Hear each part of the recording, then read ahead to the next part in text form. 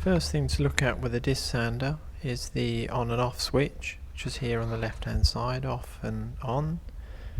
If we hit the green on switch, you can see the machine starts up, and then just hit the red stop to cut the power.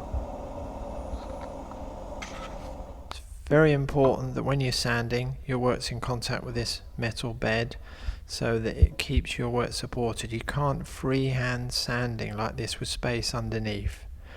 It's got to always be in contact with the bed. Equally, if you're trying to sand the edge, you can't hold it like this. Your hand or fingers are going to get pulled against the machine because of the way it works. So you must always have the work resting on the bed. Now if I mark the edge of this piece of wood, you'll be able to see when I come to sand it how quickly it can take the material away. Oops, nearly forgot to put the extraction on. That's really important that we have that running while sanding. And you can see it does work quite quickly, particularly on this MDF material.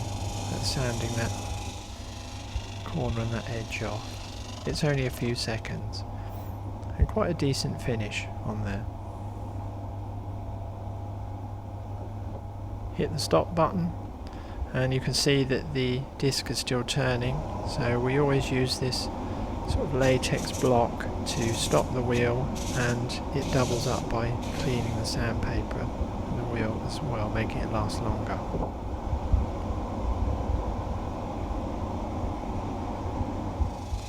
Now we've dealt with sanding a piece of wood that's a manageable size, something that you can handle or keep hold of.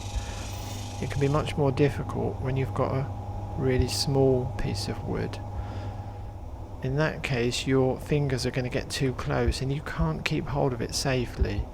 So you need to devise a way, like I'm doing here, with some locking pliers or a clamp, so that you're able to support that work, still resting it against the bed of the machine, but I can then safely sand that without any hazard of it jumping off.